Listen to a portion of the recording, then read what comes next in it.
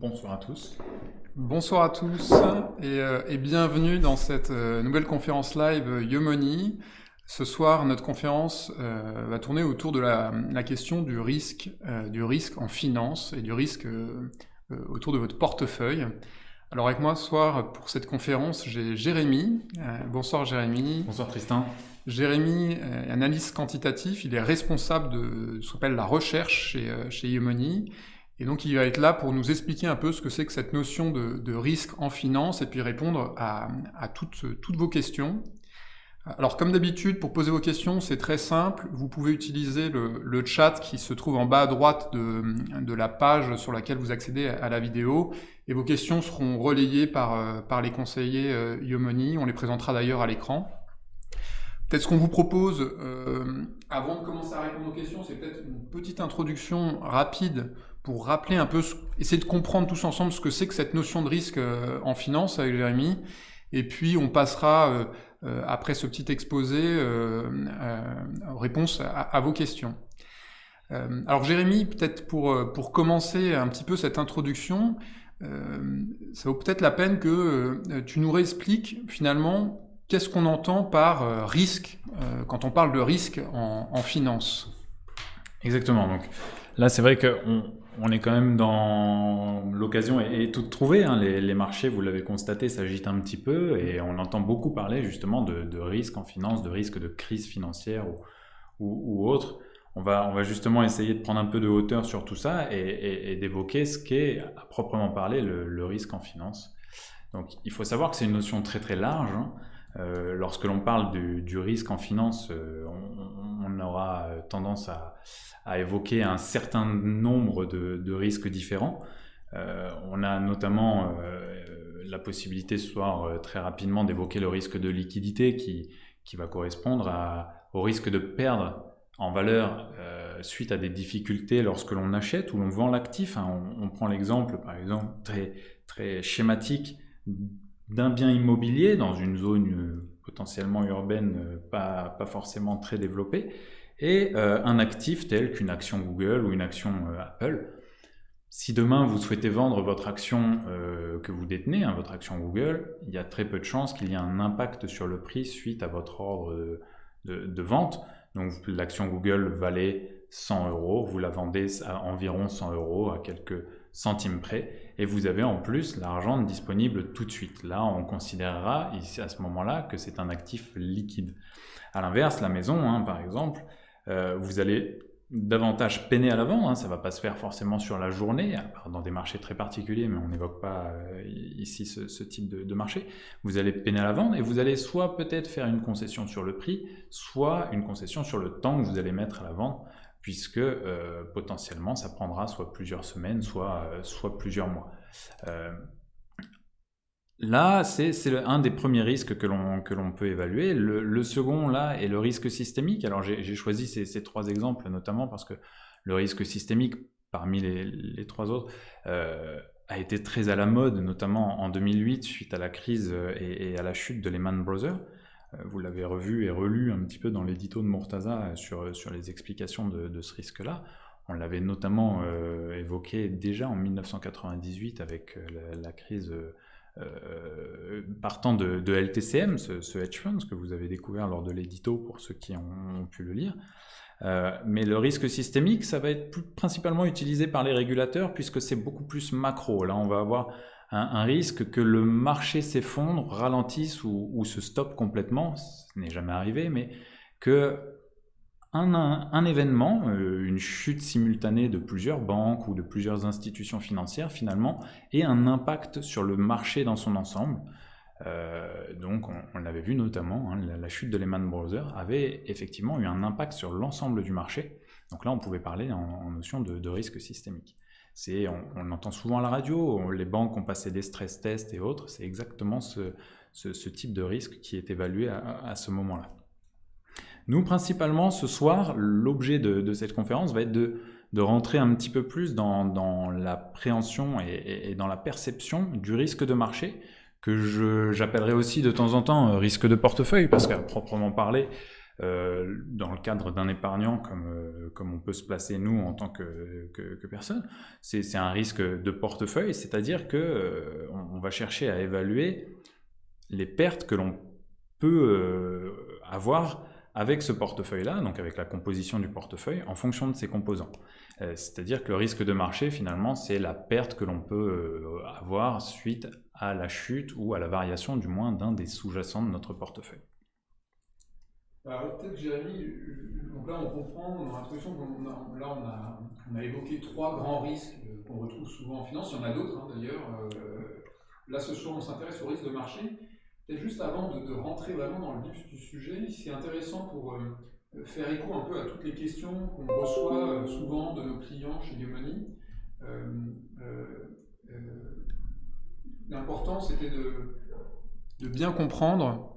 Jérémy, peut-être ce qui est important, là, avant de rentrer dans les détails de l'explication sur les risques, au-delà de la présentation de ces 3 risques-là, c'est de bien comprendre finalement la différence entre ce que c'est que le risque perçu par l'investisseur individuel et le risque effectif de portefeuille. Parce que ça, c'est l'une des caractéristiques du risque et de l'appréhension du risque, c'est que souvent, on a ce qu'on appelle un biais cognitif. Donc une différence entre ce que notre cerveau nous raconte du risque et du risque effectif encouru par le portefeuille. Est-ce que tu peux nous parler un petit peu de ça ?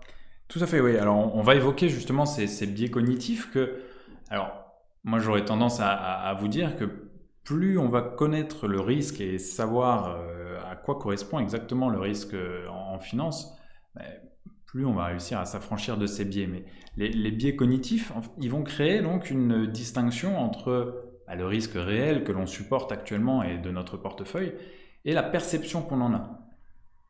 Par exemple, on a notamment un souvenir beaucoup plus marqué d'un événement négatif. On se souviendra beaucoup plus d'un CAC 40 par exemple, ou d'un indice boursier, ou notre portefeuille qui fait moins 5% sur une semaine ou sur un mois, que lorsqu'il a effectivement fait plus 5% sur un mois ou sur la même période. On aura tendance à conserver à l'esprit et s'affranchir de la hausse, mais conserver à l'esprit justement cette perte que l'on aura eue, donc l'événement négatif finalement. Et l'autre biais qui est particulièrement présent, notamment chez les investisseurs et chez les épargnants de manière générale, c'est le fait que, basé sur une simple information, potentiellement une petite information relayée par un média ou autre que l'on a aujourd'hui quotidiennement, on ait l'impression que ce soit représentatif finalement de notre portefeuille. On peut par exemple rentrer dans la voiture le soir, on rentre du travail, on allume la radio, et là on va entendre, je ne sais pas, suite aux fresques d'Elon Musk, le PDG un peu fantasque de Tesla, la chute du titre de 10%. Et là, par exemple, on pourrait avoir la première réaction qu'on pourrait avoir, c'est de se dire, mince, les marchés sont en train de perdre de l'argent, mon portefeuille va être impacté par cette perte-là, mon portefeuille et l'économie risquent de rentrer en crise, donc moi, je risque de perdre beaucoup d'argent. Alors, donc là, tu nous as donné un peu 2 exemples de ce que peut être la différence, l'écart entre le risque qu'on perçoit et le risque effectif. Pourquoi c'est important de bien comprendre cet écart-là, finalement ? C'est parce que la perception du risque, c'est souvent ce qui amène l'investisseur à vouloir agir sur son portefeuille. C'est ça qui l'amène à se dire, est-ce que je ne dois pas retirer mon argent ou changer mon niveau de risque ? Et c'est ça qui peut, sur un investissement de long terme, avoir un impact fort. Est-ce que tu pourrais nous illustrer un petit peu ça ? Alors, tout à fait, oui. Ces biais-là vont avoir une tendance à nous faire surréagir, et c'est vrai que cette surréaction va vraiment à l'encontre d'un parcours de vie ou d'un schéma idéal, on va dire, d'un épargnant. On va pour ça contextualiser un peu l'effet, et on va prendre 2 exemples, c'est-à-dire d'un côté le CAC 40, c'est l'indice des 40 plus grosses sociétés françaises. Pour ceux qui écoutent parfois le JT à 13h notamment, c'est l'indice que Jean-Pierre Pernaut avait habitude de donner le midi juste à l'ouverture du marché, enfin de son JT, pardon. où il indiquait le niveau du CAC 40 et notamment pouvait avoir un impact positif ou négatif. Mais c'est l'indice que vous retrouvez tous les jours, en France du moins, dans la presse et autres. De l'autre côté, on va avoir un indice composé d'obligations. Donc les obligations, ce sont de la dette que les entreprises prennent et émettent donc sur les marchés. On peut acheter de la dette d'une entreprise. Ça, ce sont des entreprises européennes, pour rester à peu près dans une zone géographique similaire au CAC 40 ou assimilable au CAC 40. Et on a pris volontairement un indice dont le risque est faible pour pouvoir on va dire illustrer cette distinction et cette différence entre les deux. Visuellement, en termes de niveau, en termes de prix, on va avoir ce genre de choses. C'est-à-dire que la représentation graphique des prix des deux indices, là, commençant ici en 1998, donc sur 20 ans, avec un point donc chaque année, hein, nous avons un point chaque année chaque semaine sur ce graphique, ce sont des données hebdomadaires. On voit le CAC 40 ici en bleu. On distingue assez bien les différentes crises, puisqu'on voit ici la crise de 2001 et puis ici la crise de 2008, notamment son impact sur les niveaux du CAC 40. Et les différents biais que l'on aurait pu voir si on n'est pas accompagné ou si on n'est pas, on va dire, confortablement accompagné sur la perception du risque que l'on a, nous aurait potentiellement amené à couper à des mauvais moments ou ne pas être investi sur les phases de hausse, par exemple, du CAC 40. On pourrait illustrer, par exemple, ça dès 1998, où cette perte-là aurait amené un investisseur un petit peu frileux à surévaluer le risque qu'il encourt par rapport à son investissement dans le CAC 40, et donc se désinvestir ou aller investir dans du cash ou dans un autre indice suite à cette perte, et potentiellement donc rater ce rebond ou cette performance que le CAC 40 a eu au cours des deux années suivantes. Donc pour nous chez Yomoni, le but, ça va être, et c'est notamment l'objet de cette conférence, ça va être de vous permettre de percevoir le risque avec un petit peu plus de recul que simplement avec les quelques informations qu'on a soit au quotidien, soit dans les différentes communications que nous pouvons vous communiquer, et vous permettre de rester investi même lorsque le risque est un petit peu plus élevé ou est même normal, on le verra, pour que sur 20 ans, vous voyez le résultat, hein, sur 20 ans, il valait mieux, même si on a subi des pertes à plusieurs reprises, rester investi, puisque là, le gain sur un investissement dans le CAC 40 depuis 1998 est quand même significatif. Alors maintenant, on a vu, tu nous as expliqué un petit peu ce que c'était que cette différence entre la perception du risque et le risque effectif, en nous donnant cette illustration. Alors maintenant, ce qui nous intéresse, c'est de savoir concrètement qu'est-ce que fait Yomoni pour prendre en compte ce risque et le limiter. Et puis avant ça, j'imagine, comment on fait déjà pour le mesurer, pour mesurer le risque d'un portefeuille donné ou d'un investissement chez Yomoni. En effet, pour pouvoir le gérer ou pour pouvoir créer des portefeuilles optimaux ou qui gèrent le risque au mieux selon le niveau de risque que vous êtes potentiellement susceptible de supporter, nous allons devoir nous intéresser aux différentes mesures de risque, et on va en voir 3 ce soir notamment qui sont au cœur de la gestion du risque chez Yomoni. On en utilise d'autres, mais ce sont les principales et ce sont celles qui nous tiennent le plus à cœur, notamment puisque elles sont directement en relation avec vous, votre perception du risque. Et donc, dans un premier temps... Peut-être, Jérémy, c'est ce qu'on retrouve, pour faire le lien, c'est ce qu'on retrouve, ces mesures-là, on les retrouve dans le rapport de gestion que les clients reçoivent tous les trimestres, c'est ça ? Exactement. Chaque trimestre, dans le rapport de gestion des clients, que je peux par exemple vous montrer un exemple ici sur un rapport de ce type-là, à la page numéro 5, ici, nous avons donc 3 mesures de risque. Donc il y a la volatilité réalisée, la volatilité anticipée et la perte maximale sur un an estimée à 95%, que l'on appellera value at risk ou conditional value at risk ici notamment. Ce sont ces 3 mesures de risque que l'on va essayer d'aborder ce soir et parcourir ce soir. Ok, alors tu peux nous expliquer un peu comment ça marche, ces mesures de risque? Pour pouvoir les mesurer, on ne peut pas se contenter de la représentation en prix des indices, on va devoir passer par ce que l'on appelle le rendement de l'actif financier. Donc pas de panique, hein, c'est simplement la performance de l'actif sur une période. Donc on va parler par exemple d'un rendement hebdomadaire, nous on va se concentrer sur des données hebdomadaires toujours. Et donc typiquement, l'exemple de notre CAC 40 qui était à 100 au départ, à la fin de la première semaine, le vendredi d'après, il est à 102, son rendement est donc de 2%. Si le CAC 40 passe de 100 à 95, son rendement est légitimement de moins 5%. Il a connu une perte de moins 5%.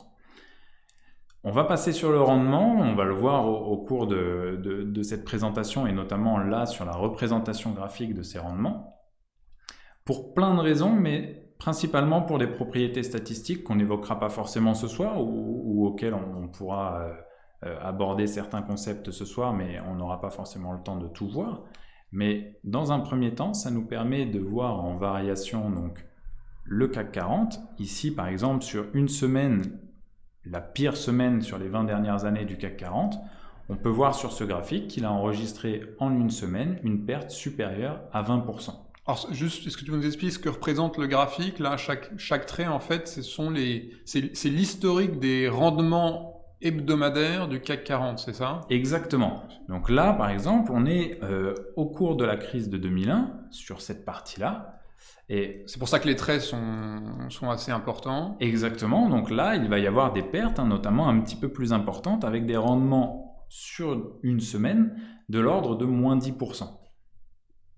Donc, on voit notamment que les rendements ne sont pas constants, hein. On n'a pas toujours des hausses de plus 2%, des baisses de moins 2% et ainsi de suite, hein. On a des mouvements complètement irréguliers. Et cette représentation-là nous permet de voir la variation par semaine. Donc chaque barre ici représente une semaine, la variation du CAC 40 sur la semaine, du vendredi au vendredi.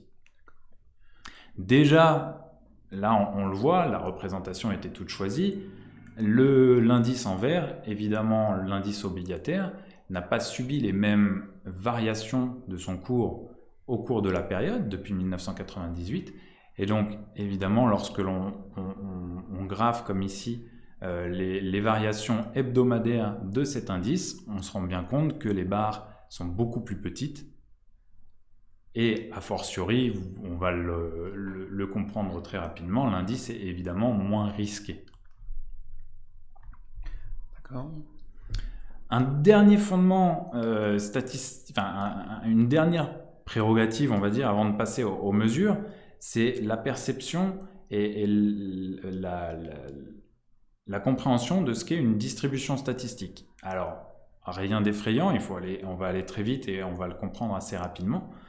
Mais il faut se dire que sur ce graphique-là, sur l'axe ici des abscisses, on a classé tous les rendements du CAC 40 depuis 1998 dans l'ordre. Donc par exemple, on a eu un rendement de moins 20%, il est ici, il y a un point à moins 20%. C'est-à-dire sur l'autre graphique, ils étaient dans l'ordre chronologique. Exactement. Et là, ils sont plutôt par ordre croissant. Voilà, là, en termes de valeur, on les a triés. Donc ici, on a le maximum, ici, on a le minimum sur cette représentation-là. Et ensuite, on va dire la hauteur de la courbe, la taille de la courbe, c'est comme si on avait compté le nombre de fois où finalement le rendement avait été de moins 4,5%. On l'a compté, ça faisait 20 fois. Hop, la barre représente 20 rendements à moins 4%. Des rendements à zéro, il y en a eu plus, on en a compté 140. Par exemple, hein, j'illustre, ce ne sont pas les vrais chiffres, mais c'est comme si on avait plein de petites barres côte à côte qui ont simplement compté, dénombré, le nombre de fois où on avait un rendement compris entre moins 4 et moins 4,5, entre moins 4,5 et moins 5, et ainsi de suite. Là, on l'a fait, mais sur des intervalles très très resserrés, très fins, ce qui nous donne une représentation quasiment continue. mais c'est ni plus ni moins qu'un dénombrement de la fréquence d'occurrence d'un tel rendement. Donc concrètement, sur ce schéma, par exemple, on peut voir que sur la période qui était représentée sur le graphique précédent, c'est-à-dire c'était une vingtaine d'années, je crois. Exactement. Dans 80% des cas, le rendement hebdomadaire s'est situé entre... Moins 3,5 et plus 3,5, c'est représenté par ces barres bleues-là. Donc entre moins 3,5 et 3,5, on est dans un cadre normal où on a 80% des rendements qui se situent entre ces deux bornes-là. Donc ça, c'est la représentation de la distribution statistique qui nous permet en un coup d'œil de nous représenter ça. Alors c'est intéressant parce que si on compare par rapport à ce qui a pu se passer dans ces dernières semaines, on s'aperçoit qu'on a eu des baisses qui étaient finalement assez fortes sur ce type d'indice, mais qui n'étaient pas exceptionnel en réalité. Exactement. Quand on regarde alors, sur le long terme. Sans tenir compte de la séance d'aujourd'hui plutôt positive de surcroît, à hier, de jeudi à jeudi, le CAC 40 avait une perte globale d'environ 2%, à quelques dixièmes près, d'environ 2%. Finalement, on se rend compte que 2%, ici, on a 20% des cas encore, historiquement, depuis 1998, on dénombre 20% des semaines pendant laquelle la performance du CAC 40 a été inférieure à la semaine passée finalement.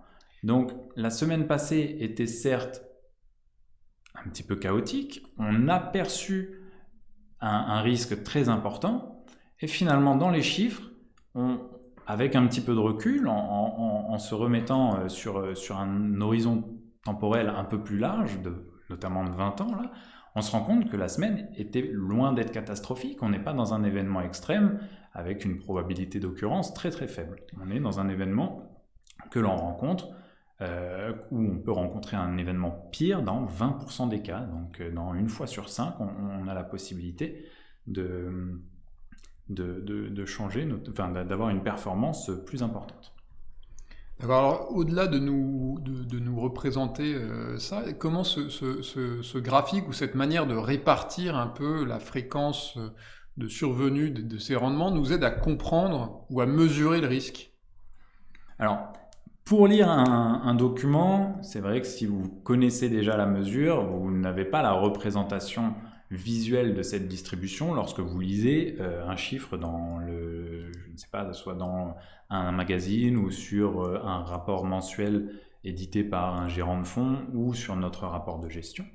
Mais malgré tout, l'illustration par cette distribution statistique est évidente puisque finalement, on le voit tout de suite ici, dès que l'on se remet à comparer les deux indices que l'on avait, donc ici en bleu, je rappelle, le CAC 40 et en vert, notre indice obligataire, on voit, lorsqu'on les représente en distribution, les rendements de ces deux indices, on voit que la dispersion autour de la moyenne qui est ici représentée par cette ligne rouge pointillée, les deux moyennes se superposent et elles sont similaires.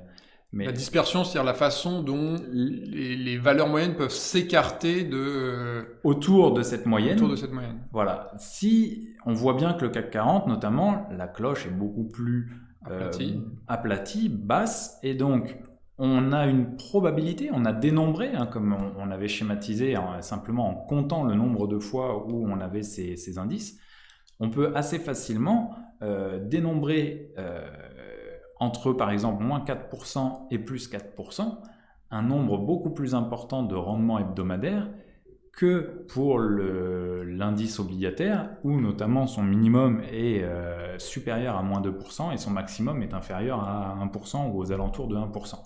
On voit que pour l'indice obligataire, l'image de représentation ce serait la suivante, c'est que l'indice obligataire, ses rendements sont beaucoup plus resserrés autour de sa moyenne, donc il y a moins de possibilités, une probabilité plus faible d'aller plus ou moins loin autour de cette moyenne. C'est-à-dire, typiquement aujourd'hui, au regard de ces données, vous me diriez quelle est la probabilité que le rendement obligataire rencontre une performance de moins 4% en une semaine.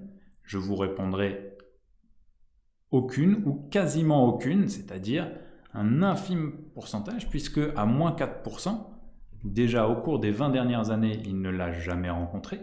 Et la probabilité de s'y trouver, vous voyez que on serait très très faible, puisque on aurait dénombré peut-être, ce serait l'équivalent de dénombrer une occurrence tous les, je sais pas, 30, 40 ans. D'accord, donc là on a bien compris donc cette volatilité. Donc pour faire simple, là, plus on a une bosse, je dirais, resserrée autour de la moyenne, moins l'indice en question est volatile, donc moins il est risqué.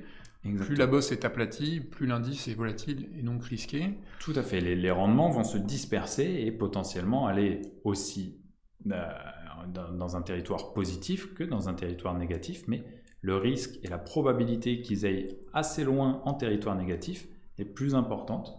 Et là, elle est représentée justement par cette volatilité. D'accord. Est-ce qu'il y a un autre type de mesure, tu disais tout à l'heure? Exactement. La volatilité, c'est vraiment la mesure la plus utilisée sur la place et puis dans les documents financiers de manière générale. Elle est assez facilement intelligible et elle est très facilement comparable. On peut comparer la volatilité de plusieurs indices ou de plusieurs actifs. Toutefois, elle est exprimée juste pour indiquer aux gens qui regardent peut-être parfois, s'ils ont le courage, leurs documents d'information sur les produits qu'ils détiennent chez Yomoni ou chez d'autres acteurs, elle est exprimée souvent en pourcentage, c'est ça la volatilité. Exactement. Là, par exemple, alors je suis sur un de mes rapports de gestion, je ne sais plus quel produit c'est, l'enveloppe et le PEA. Donc j'ai un PEA investi chez Yomoni, un profil plutôt risqué, puisque exclusivement exposé au marché action. La volatilité réalisée, donc historique, depuis le lancement de ce PEA, était de 11,2%. Donc voilà, on voit sur la dispersion, ça représente une certaine probabilité de se retrouver donc, dans un cadre de plus ou moins 11,2%. Autour de la... Justement, ce qui peut être intéressant, parce que alors c'est un peu difficile de se représenter ce que veut dire 11,5%, mais si on compare, donc ça on parle d'un portefeuille Yomoni investi 100% en actions, il y a une volatilité de 11,5%. Est-ce qu'on a un ordre de grandeur de ce que peut être la volatilité, par exemple, d'un indice comme le CAC 40? Exactement. Alors, je vous avais mis de côté quelques exemples que j'ai rapidement passés, mais on revient dessus, justement. Voilà. Sur les 3 dernières années, en volatilité hebdomadaire, toujours, on voit que le CAC 40 que l'on avait dans notre exemple a une volatilité de 15,6%, donc supérieure au PEA, notamment géré chez Yomoni. Un MSCI World, qui est un indice plus global, donc avec une diversification, on y reviendra, géographique notamment à travers le monde, va avoir une volatilité un petit peu plus faible au cours des 3 dernières années. Et par exemple, l'indice obligataire que l'on voyait tout à l'heure, le fameux, a une volatilité de seulement 0,5%. Donc vous voyez que les variations, on les représentait assez bien sur ce graphique-là notamment, celui-ci. Les variations autour de la moyenne de l'indice représenté en vert ici sont toutes petites, contrairement donc aux variations de l'indice en bleu, là, le CAC 40. Peut-être, Jérémy, on peut passer rapidement sur les 2 autres types de mesures de risque chez Yomoni. Exactement, pour justement essayer d'être le plus concis possible sur ces différentes notions pour qu'on puisse ensuite échanger tous ensemble. Sur le rapport de gestion, toujours, on va vous indiquer la Conditional Value at Risk, donc la CVAR. Et là, c'est un petit peu barbare comme notion. Donc, on va d'abord commencer par la notion de Value at Risk et on va très vite comprendre ensuite ensemble la notion de Conditional Value at Risk. Donc, la Value at Risk, on l'appelle aussi valeur en perte, bien sûr, ou en français, c'est la perte minimale que l'on rencontre dans les 5% des pires cas. On reprend notre graphe en fait de départ, on avait tous les cas répertoriés, comptabilisés. On se rappelle qu'ils sont rangés du pire au meilleur ici.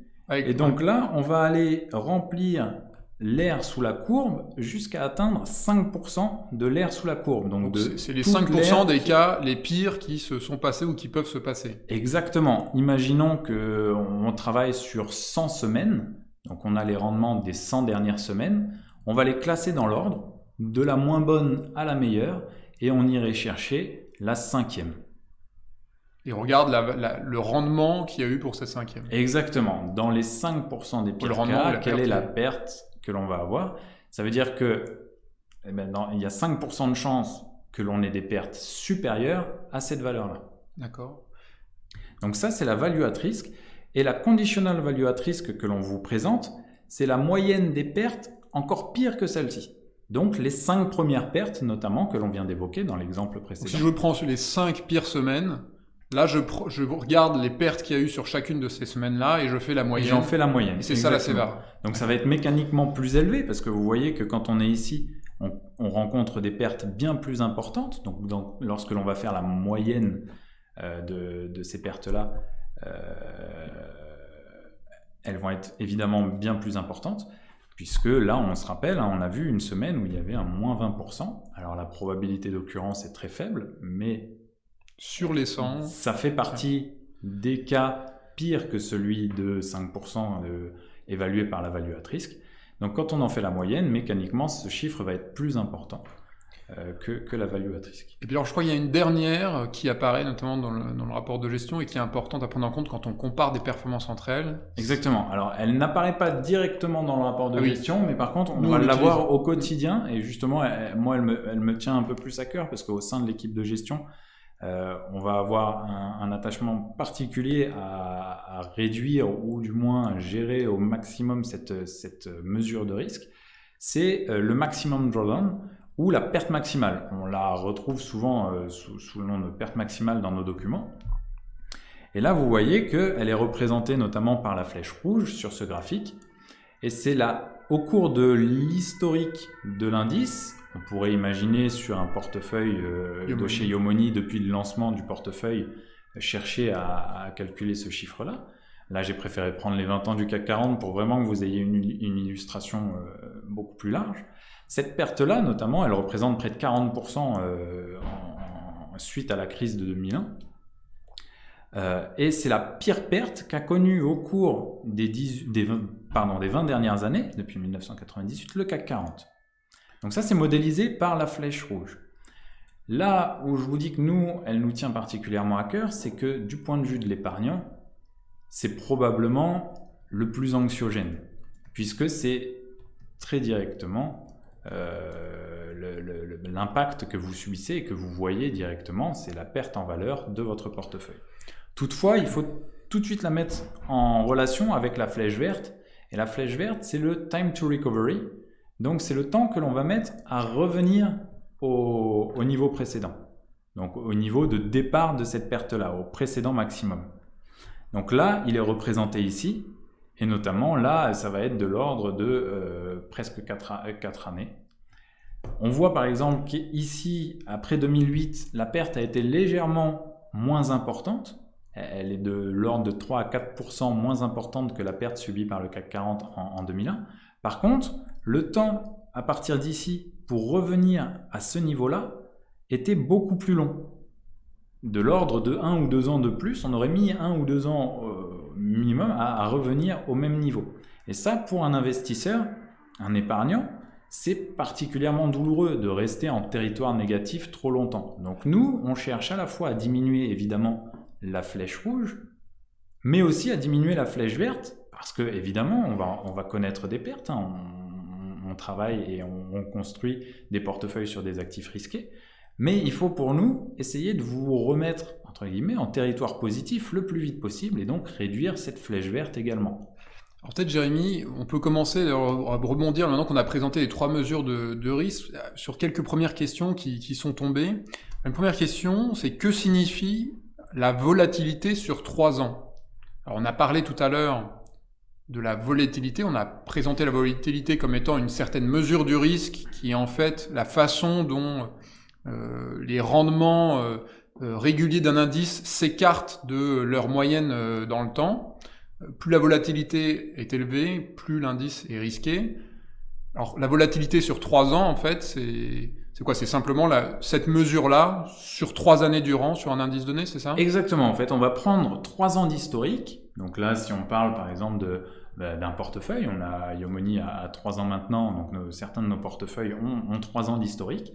On va calculer les rendements sur ces 3 dernières années et on va en mesurer la volatilité comme on l'a vu précédemment. Donc c'est simplement la volatilité prise sur un historique de 3 ans, donc des 3 dernières années. Et souvent, en fait, nous, on la compare, en fait, on la met toujours en face d'un calcul de rendement ou de performance. C'est ça qui est important de rappeler aux gens, c'est qu'en fait, nous, pourquoi on présente ça?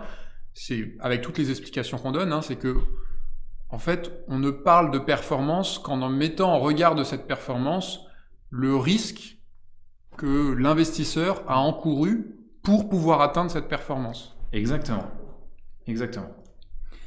Alors, j'ai une question là vraiment sur cette notion d'appréhension du risque.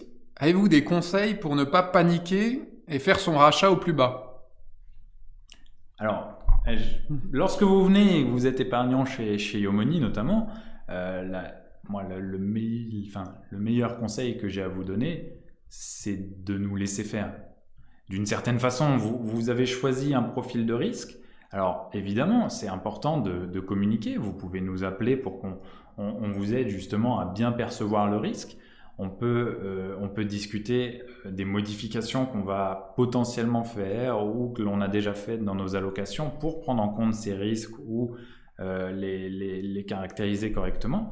Mais la meilleure des choses, encore une fois, c'est pour nous que vous restiez investi le plus longtemps et que le profil de risque que vous avez choisi au départ, qui vous correspondait au regard de votre situation, vous corresponde toujours et qu'on le conserve le plus longtemps possible. On a eu le cas historiquement, on commence à avoir un petit peu d'ancienneté maintenant et de données sur ces choses-là. Dès qu'on s'intéresse à un petit peu de finance comportementale, comme on peut le faire justement avec les bases de données que nous avons maintenant en interne sur le comportement de nos clients.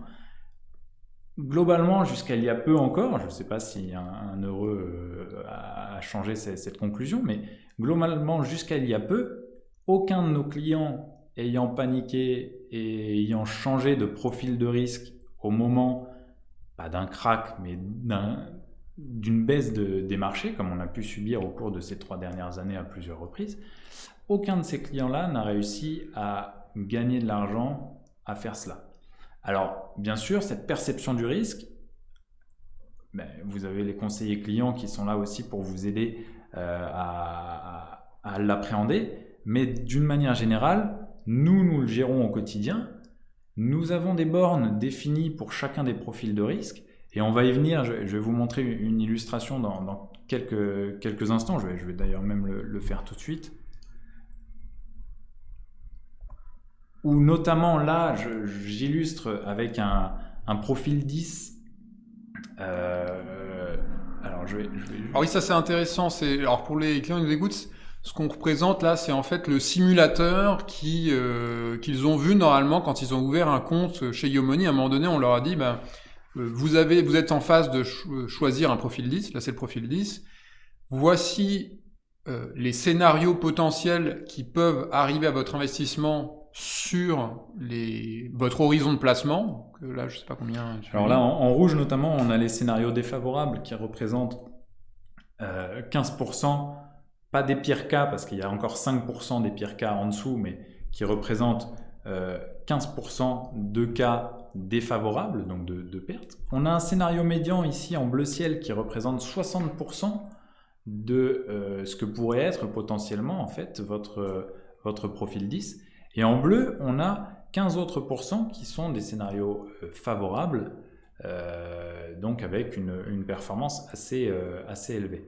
On voit que depuis le lancement, donc là le point d'entrée au premier jour de notre gestion, le profil 10 est complètement resté dans son cadre que l'on pourrait considérer normal, puisqu'il est resté dans un cadre qui correspond à 60% de... C'est quoi? C'est la ligne bleue, hein, c'est ça qu'on voit, ça c'est la... Alors la ligne bleue représente, la ligne épaisse représente le profil 10, l'évolution du prix du profil 10 chaque mois, et en dessous en petit c'est exactement le profil 10 mais tous les jours. C'est une petite représentation comme ça. Donc on voit que déjà au cours des mois on peut rencontrer des pertes que l'on ne voit pas si on vient qu'une fois par mois notamment. Mais là, on voit que même malgré la perte récente, parce que là, c'est à jour d'hier soir, donc malgré la perte récente, on reste tout à fait dans un cadre normal, même légèrement supérieur. Ce que tu appelles le cadre normal, c'est le scénario c'est globalement le scénario médian où on se retrouve. Alors, bien sûr qu'on aurait préféré aller au-dessus du scénario bleu foncé. C'est pas encore le cas, ça viendra peut-être, mais pour l'instant ce n'est pas le cas. Le scénario médian bleu clair et le scénario normal, on est dans un cadre normal. Statistiquement, c'est 60% des cas, on se retrouve là-dedans. Donc, malgré l'impression d'avoir connu une perte exceptionnelle ou d'avoir connu une perte très très importante ces derniers temps, on se rend compte sur cette illustration que finalement on reste encore dans un cadre complètement normal. Vraiment, pour répondre à la question, avez-vous des conseils pour ne pas paniquer et faire son rachat au plus bas? Je pense que l'une des meilleures réponses, c'est le schéma du début aussi où on montrait l'évolution du CAC 40 sur le long terme. Le conseil, c'est vraiment de dire, si vous avez pris un portefeuille qui est exposé au risque chez YoMoney, c'est que vous avez très probablement, et même sûrement, une horizon de placement qui a été évaluée comme assez longue. Et donc c'est de se référer à cet horizon de placement, parce que vous voyez que sur le long terme, il y a plus de probabilité que vous passiez sur ces zones de baisse et que vous arriviez à vos objectifs. Et la deuxième chose, c'est que bien vous sachiez, vous ayez confiance, et ce qu'on essaye d'expliquer ce soir, que chez YoMoney, on mesure ce risque et on le pilote, on le gère en permanence pour s'assurer qu'on ne déborde pas des bornes de risque qu'on s'est fixées pour chacun de ces profils. Exactement. Donc ça, c'est quelque chose que l'équipe de gestion, évidemment, suit au quotidien. On est épaulé même par des équipes externes, notamment de la financière de l'échiquier, pour ne pas les citer, une très grosse société de gestion qui nous permet de contre-valider, nous, les études que l'on fait en interne pour suivre vos portefeuilles et bien s'assurer qu'ils restent en effet dans ces bandes de risque, au mieux dans le scénario normal ou favorable, mais notamment qu'ils n'aillent jamais ou dans des situations vraiment exceptionnelles taper les bornes que l'on a vues représentées en rouge sur les graphiques suivants, sur ce graphique-là. Donc ça, c'est quelque chose, c'est un travail quotidien et c'est quelque chose que nous faisons à la gestion. Et le changement de profil ou justement la panique de racheter ou de changer de profil, je mets un peu les deux dans le même panier puisqu'ils peuvent avoir des effets potentiellement similaires, peut aller à l'encontre finalement d'une décision de gestion que nous prenons et force est de constater que la plupart du temps, on est, du moins en tant que professionnel ici et autres, moins sujet justement aux biais cognitifs de représentativité que l'on a pu évoquer tout à l'heure. Et on va prendre cette décision, on va modifier notre allocation en ayant pris un maximum de données en compte et non pas simplement en se basant sur une ou deux informations que l'on aurait pu attendre ou simplement sur le ressenti d'un de nos portefeuilles par exemple. Alors peut-être une autre question sur le lien. Est-ce qu'il y a un lien entre volatilité et perte maximum, qui étaient deux mesures du risque qu'on a évoquées au début de ton exposé? Il y a un lien, bien sûr, puisque la perte maximum notamment va être engendrée par une succession de rendements négatifs. Et pour avoir une succession de rendements négatifs, alors bien sûr on pourrait envisager une succession de tout petits rendements négatifs avec une moyenne négative et avoir une volatilité faible. Bon, on pourrait toujours imaginer des cas extrêmes ou des cas un peu farfelus. Mais là, dans le cadre que l'on connaît, le CAC 40 a une perte maximale bien plus importante que l'indice obligataire que l'on a vu. Et évidemment, il y a un lien entre la volatilité, donc le risque encouru et perçu sur un investissement dans le CAC 40, contrairement à un investissement dans l'indice obligataire. Par contre, contrairement à la relation qu'il y a entre la volatilité et la value at risk, qui là est une relation mathématique, il n'y en a pas directement entre la perte maximale et la volatilité. Au moins évidente. Je vois d'autres questions, notamment, alors je vais les parcourir, on les voit apparaître à l'écran et puis je vais les parcourir.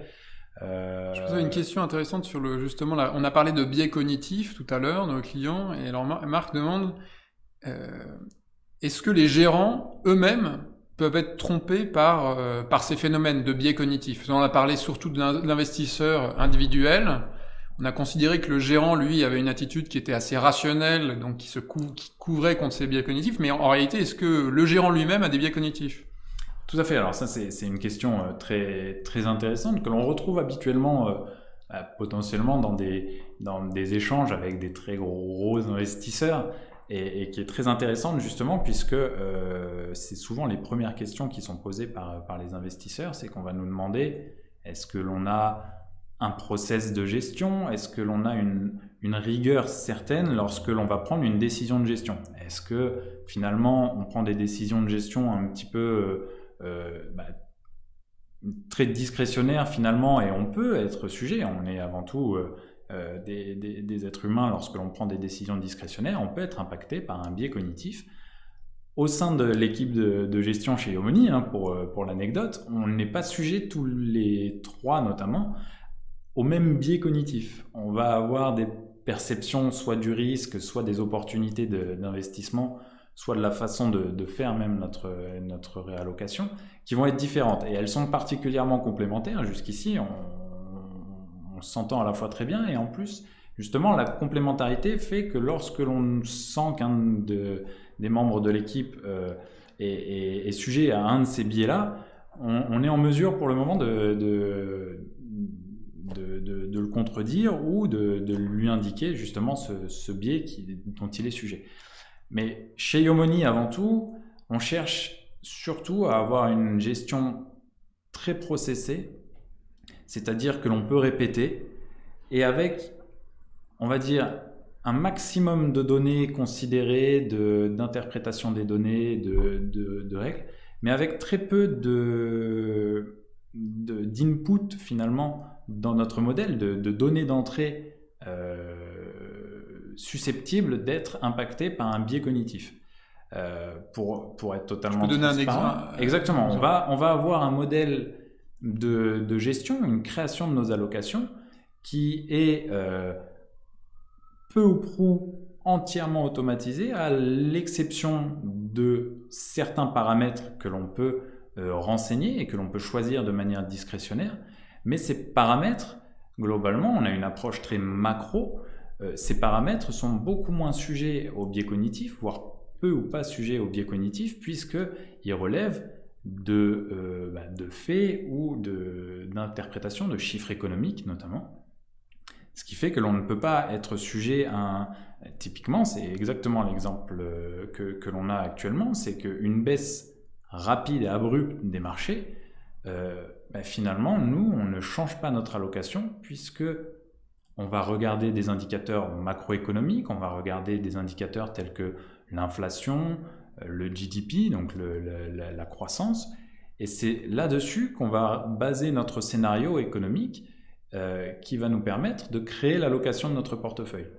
Finalement, ces paramètres-là d'inflation et de croissance sont beaucoup moins sujets à des biais cognitifs, notamment que, par exemple, un niveau sur un marché ou autre. Si on prenait une décision en fonction, par exemple, du niveau du CAC 40 dernièrement, on aurait probablement eu une décision de gestion faite à la suite de ces différentes pertes que l'on n'a pas là, puisqu'on a une vision beaucoup plus macro avec un horizon d'investissement beaucoup plus long. Donc, en bref, oui, ces biais cognitifs, ils peuvent exister sur les gérants parce que les gérants sont humains. On les combat tous les jours. Mais en fait, chez Yomoni, dans l'équipe de gestion, on se protège contre ces biais en mettant en place des process extrêmement clairs et définis à l'avance dans lesquels on est obligé de rester pour faire nos choix d'allocation. Exactement. Et notre approche très macro-driven nous permet de s'affranchir de la plupart des biais cognitifs que l'on rencontre. Alors, j'ai une autre question intéressante justement sur le suivi du marché. Bonjour, jouez-vous avec des produits dérivés jouant à la baisse des marchés ou jamais? Et ainsi, si les marchés chutent chez Yomoni, est-ce qu'on est sûr de voir notre portefeuille baisser? Est-ce qu'on est sûr de perdre de l'argent? Ça, c'est une très bonne question. C'est aux grandes dames de certains gérants. Nous ne traitons pas de produits jouant la baisse des marchés. Il en existe, mais nous avons, dans notre univers d'investissement, uniquement des produits donc orientés à l'achat. On appelle ça des produits long only, pour jouer la hausse des marchés seulement. Alors, lorsque les marchés chutent, on ne sera pas tous forcément perdants, notamment parce qu'on va avoir des portefeuilles particulièrement diversifiés. Donc, on va être diversifié à la fois géographiquement, donc on va être investi partout dans le monde, que ce soit aux États-Unis, en Chine, en Asie, au Japon, en Europe, au UK, partout dans le monde. Mais on va aussi avoir une diversification en classe d'actifs. C'est-à-dire qu'on va être potentiellement investi dans des actions, mais on va être aussi investi dans des obligations, de l'or, des matières premières, et on essaye, c'est une partie de notre travail qui est de chercher le plus de diversification possible dans tous les domaines, géographiques, en classe d'actifs. Récemment, on a introduit de la diversification en termes de secteur. Donc cette diversification fait que au moment où les marchés actions chutent potentiellement, on va avoir des corrélations qui vont venir faire que le marché obligataire peut-être va monter, ou ça va être l'or ou le pétrole à ce moment-là, et donc on ne sera pas forcément perdant en voyant les marchés, j'imagine dans cette question les marchés actions, puisque ce sont ceux que l'on suit le plus au quotidien. Si on voit les marchés chuter, on n'est pas nécessairement contraint de voir son portefeuille chuter, puisque l'allocation est diversifiée en classe d'actifs et géographiquement. Alors, il y a une autre question intéressante sur la gestion indicielle qui va nous permettre de rebondir sur le rapport entre rendement et risque. La question, c'est est-ce que la gestion indicielle est réellement supérieure en matière de rendement et de volatilité par rapport à un portefeuille de bons OPCVM? Alors, je crois que tu avais un schéma qui montrait, qui positionnait un peu la gestion indicielle, la gestion Yomoni en l'occurrence, par rapport à des fonds patrimoniaux, aux fonds patrimoniaux qu'on peut trouver sur la place. Exactement. Donc ça, c'est le résultat justement de la gestion, du processus de gestion que je viens d'évoquer, et de nos 3 premières années de gestion en tant que société de gestion. Et on a les résultats que je vous présente là sous les yeux. Ce graphique-là, Qu'est-ce qu'il représente en fait? Ici, vous avez la perte, les unités de perte, donc de risque d'un portefeuille. Donc là, l'unité retenue dans le graphique pour évaluer le risque, c'est pas la volatilité comme il fait état dans la question. Nous, là, ce qu'on retient, c'est la perte maximale. C'est ça ? Exactement. Alors, le graphique est similaire si on prend la volatilité. En volatilité, exactement. D'accord. Encore une fois, comme je vous ai expliqué tout à l'heure, c'est vrai que pour nous, on s'intéresse particulièrement à la perte maximale, donc on a choisi de parce que c'est celle qui impacte le plus, justement, mentalement l'investisseur. Exactement.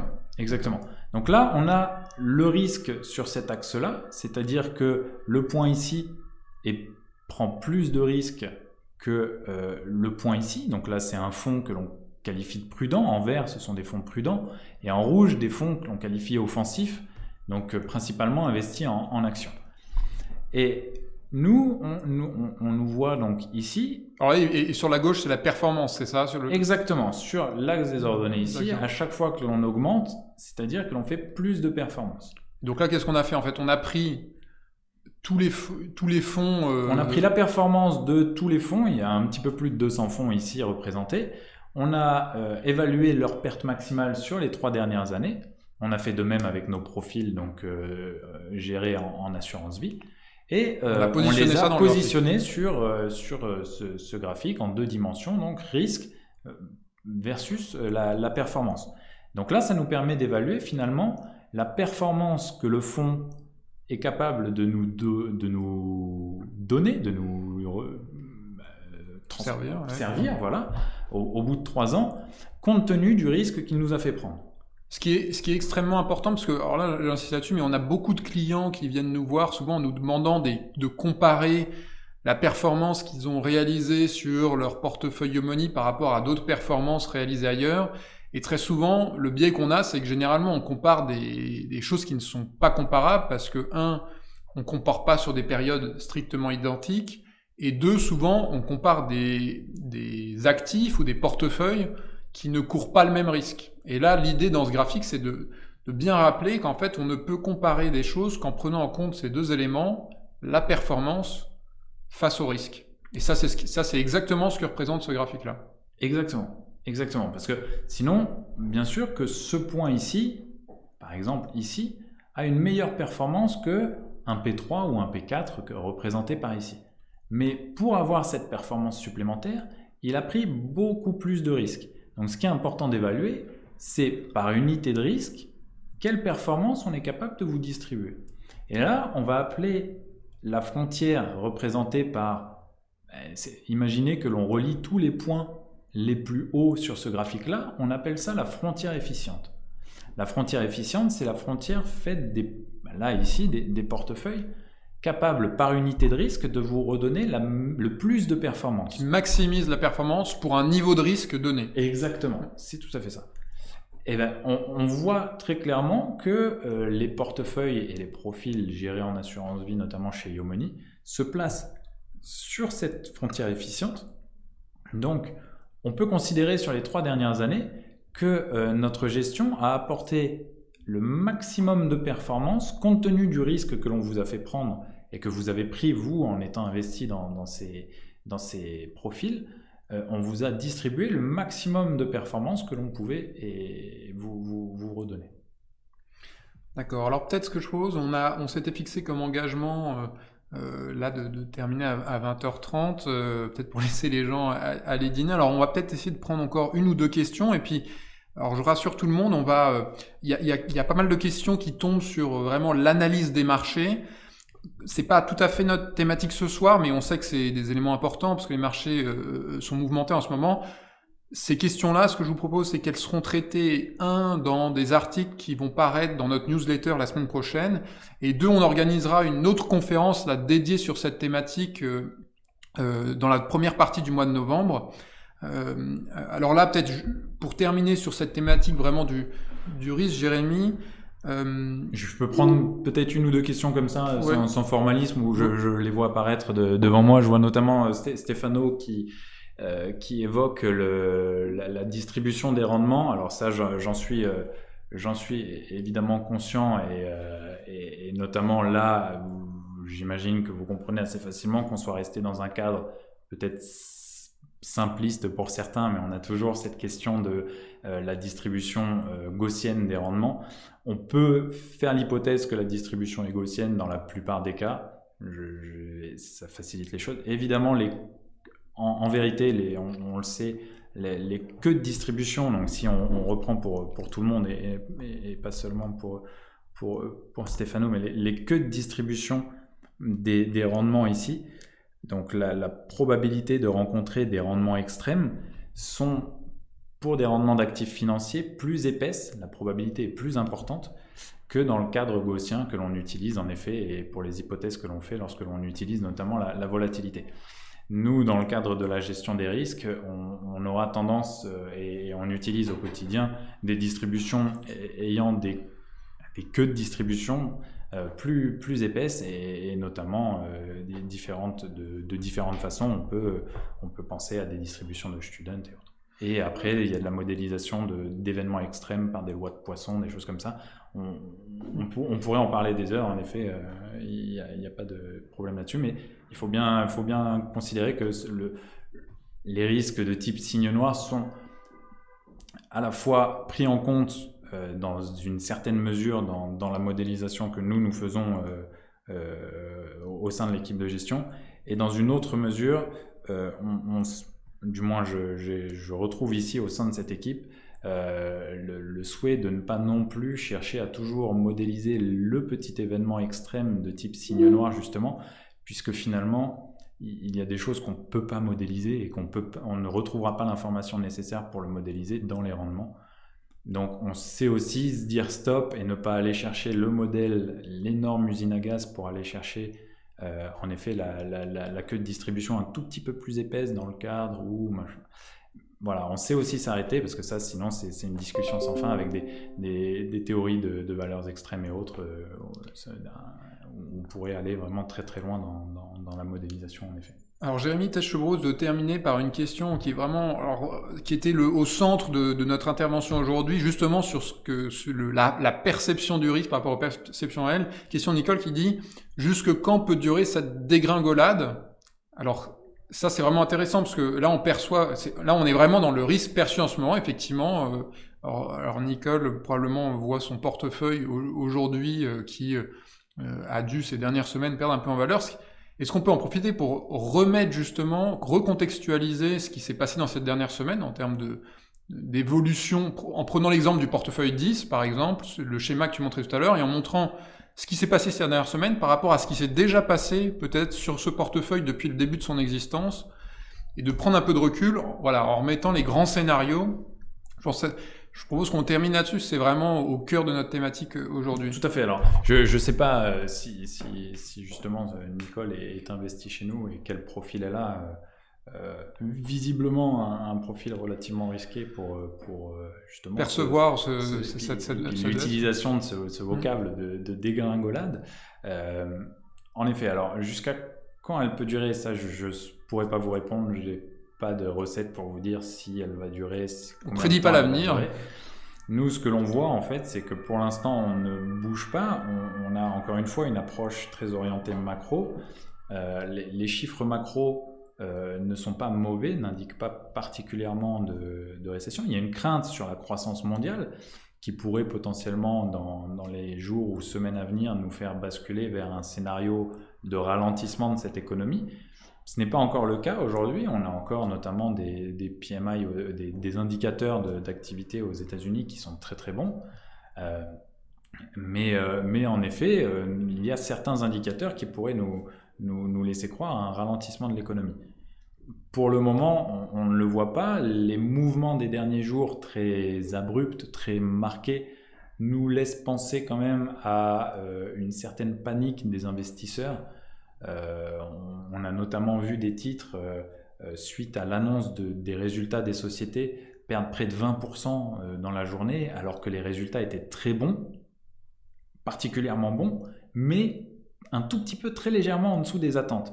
Donc là, on est dans une période où les marchés ont tendance à surréagir, mais il faut bien se rendre compte, on l'a vu sur le graphique derrière vous, on se rend bien compte aussi, par exemple, sur un graphique des rendements du CAC 40 ici, que vous voyez là, avec ce qui se passe sur les derniers points, on est dans un régime de volatilité, on retombe dans un régime de volatilité relativement normal. Les marchés secouent un peu, c'est un retour à la normale, on va dire, de manière un peu abrupte, peut-être perçue par nous également, hein, mais dans l'absolu, on n'est pas dans un régime extraordinaire où les variations des cours sont complètement aberrantes, où l'on prédit un réel changement de la situation économique. Pour l'instant, le monde craint à un horizon assez lointain un possible ralentissement ou une diminution de la croissance mondiale. Il y a des craintes autour de ça.